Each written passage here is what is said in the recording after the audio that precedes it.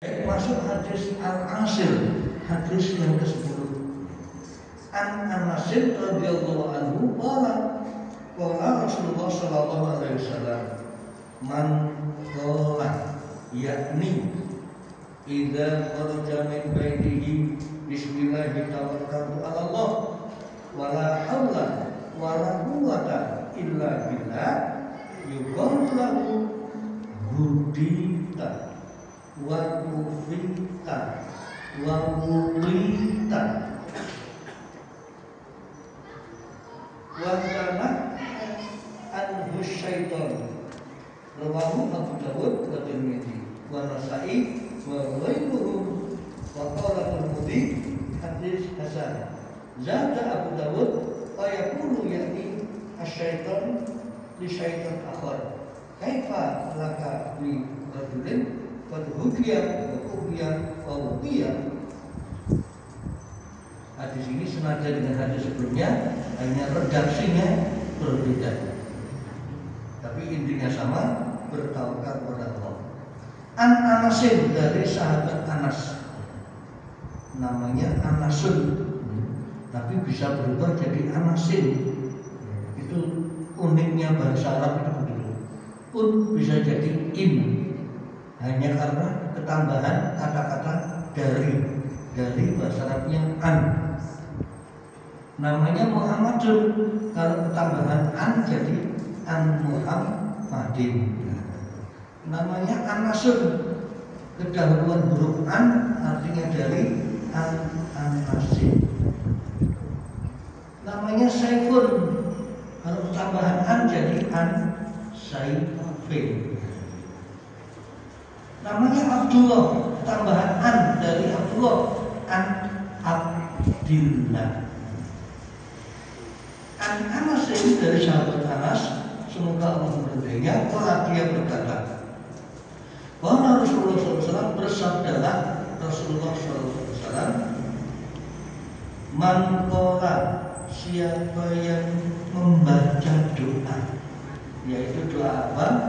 Tidak boleh jamin bagi kalau dia keluar rumah membaca Bismillahi tawakkaltu ala Allah la haula wala quwwata illa billah. Kalau membaca itu Bismillahi tawakkaltu ala Allah la haula wala quwwata illa billah, maka yang artinya Bismillah dengan menyebut nama Allah, tawakkaltu, aku bertawakal, berpasrah diri kepada Allah, la haula, tidak ada daya, wala quwwata, dan tidak ada kekuatan, illa billah, melainkan hanya milik Allah. Maka orang yang mengucap itu tadi, mengucap Bismillahirrahmanirrahim, la haula wala quwwata illa billah, yuqalu anhu, yuqalu lahu, maka dikatakan kepadanya. Dikatakan berarti dikatakan oleh Allah kepada orang itu apa? Pertama, hudita, kamu telah diberi petunjuk. Wa kufita, kamu telah dicukupi. Wa uqita, kamu telah dilindungi.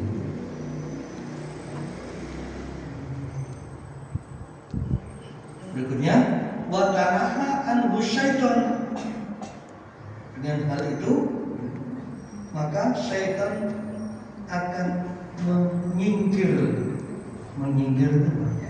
pergi darinya. Jadi doa tawakal sekaligus permohonan perlindungan kepada Allah dari segala macam godaan syaitan. Ketika melangkahkan keluar, membaca Bismillahirrahmanirrahim tawakkaltu ala Allah la haula wala quwwata illa billah, akan mendapatkan beberapa manfaat. Satu, diberikan petunjuk oleh Allah, akan dicukupi dan dilindungi, serta diperhatikan dari segala bentuk godaan syaitan. Lalu Imam Nawawi menyebutkan akan hikmah dari hadis ini. Yang pertama, adanya keutamaan.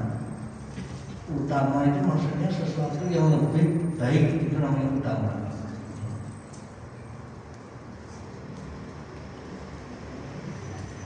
Keutamaan tawakal kepada Allah serta kewajiban berlindung kepada Allah. Kemudian dikatakan oleh Imam Nawawi, sesungguhnya namanya tawakal itu bagaikan sebuah benteng. Benteng yang sangat kokoh, yang mampu menjaga atau melindungi setiap muslim dari tipu daya syaitan. Tapi yang namanya tawakal ya pasrah betul kepada Allah, tidak minggram-mingring, ya, tidak gojek-gojek, yakin bahwa Gusti Allah akan menolong kita. Pasrahnya ibaratnya apa? Totalitas. Totalitas itu ya yakin bahwa Allah melindungi. Seperti dicontohkan oleh Nabi ketika diajungi pedang sama musuh, dan Allah katakan, siapa yang melindungi kamu dari pedang ini? Menjawab Allah dengan penuh keyakinan.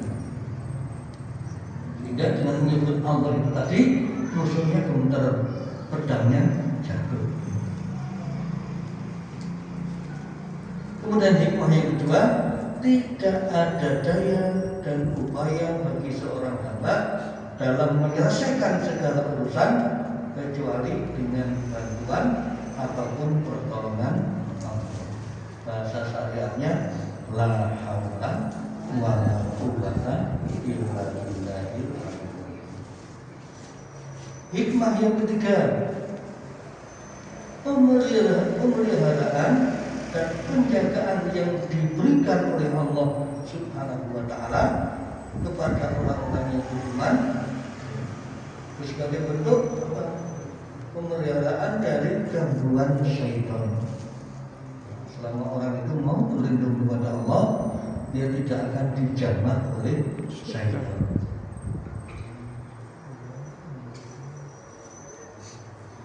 Jadi pemeliharaan dan penjagaan yang khusus Allah berikan kepada orang-orang yang beriman, kalau memang dia pasrah kepada Allah, akan dijauhkan dari gangguan syaitan.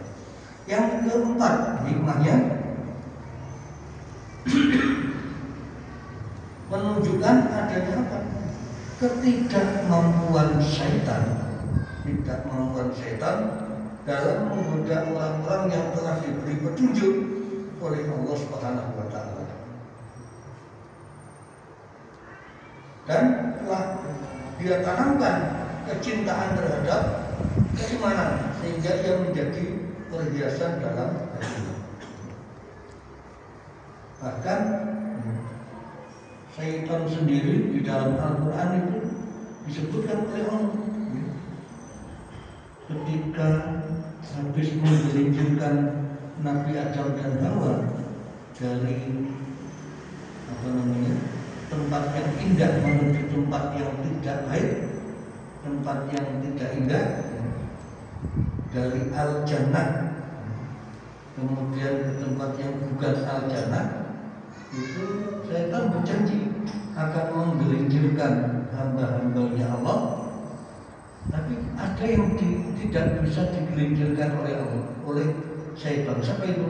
Illa ibadakal mukhlasin, kecuali hamba-hambamu yang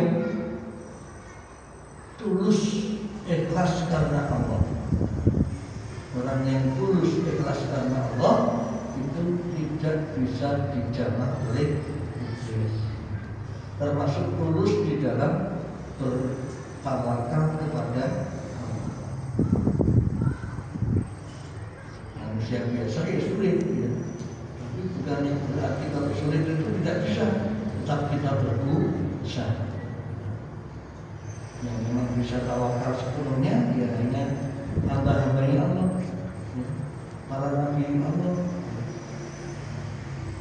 biasa ya tetap harus berusaha. Orang sholat saja masih ada kemungkinan diganggu. Jika takbir saja kadang terus kiringan. Maka begitu kiringan yang lain segera kembali. Nah itu namanya khusyuk. Tapi kalau kiringan terus malah geleng-geleng yang lain, ini namanya tidak fokus ya, tidak mau berlindung kepada Allah. Bahwa ada gangguan terus mikirin, aku udah terbayar harusnya langsung kembalikan semula. Itu namanya menuju kekhusyukan, berlindung dari godaan syaitan. Jangan dibiarkan pikiran itu belajar kemana-mana. Belajar itu bahasa Indonesianya ya belajar coba kita. Berikutnya, syaitan tolong-menolong untuk menyesatkan umat manusia. Jadi syaitan dengan syaitan yang lain itu tugasnya untuk dia memang menyesatkan manusia. Bisa syaitan minta tolong sesama manusia untuk menyesatkan manusia yang lain. Dalam surat An-Nas itu yang membedah antara lain minal jinnati wal ins, termasuk jin dan manusia. Maka orang harus tetap pada setiap saat selalu berlindung kepada Allah. Di dalam surat Fatir itu disebutkan innama yad'u hizbahu liyakunu min ashabis sa'ir. Jangan iblis itu dia tugasnya hanya apa? Dia akan selalu mengajak, memanggil, berdakwah. Berdakwah itu mengajak hizbahu. Hizbahu itu golongan-golongannya. Kalau bangsa kita ya partainya iblis itu mengajak anggota-anggotanya liyakunu untuk bisa mereka menjadi min ashabis sa'ir, penghuni neraka sa'ir. Kemudian hikmah yang terakhir, disunahkan membaca doa setiap kali keluar rumah agar mendapatkan kebaikan yang terkandung di dalamnya. Jadi tidak boleh lupa kapanpun kita keluar rumah, doa itu harus cemental di dalam hati kita sendiri. Andai kata keluar rumah pas lari, ya paling tidak beberapa langkah sesudahnya harus ingat, jangan blas sama sekali lari. Dengan kita keluar rumah tawakal kepada Allah, maka sepanjang perjalanan kita akan dijaga oleh Allah. Jika kita naik sepeda, kalau berdoa maka Allah akan menyelamatkan kita ketika bersepeda itu. Naik beca dengan tawakal kepada Allah yang akan diselamatkan dari, termasuk diselamatkan dari apa? Musibah yang akan menimpa kita. Kita tidak tawakal kepada Allah, kita hati-hati, tapi orang lain tidak hati-hati, nabrak kita. Ini namanya tawakalnya kurang. Oleh karenanya dengan tawakal itu Allah akan melindungi kita dari menabrak atau ditabrak, dari menyesatkan atau disesatkan, dari mendolimi atau didolimi. Itu perlindungan Allah. Bagaimana disebutkan dalam hadis yang pertama tadi, Bismillahirrahmanirrahim. Disebutkan Allahumma inni a'udzubika min adillah an udillah. Saya berlindung kepada Allah dari menyesatkan dan disesatkan. Tidak menjadi sebagai subjek, tidak juga menjadi objek dalam hal kesesatan. Itulah gambaran Allah, gambaran dari hadis Nabi tentang hal bertawakal kepada Allah.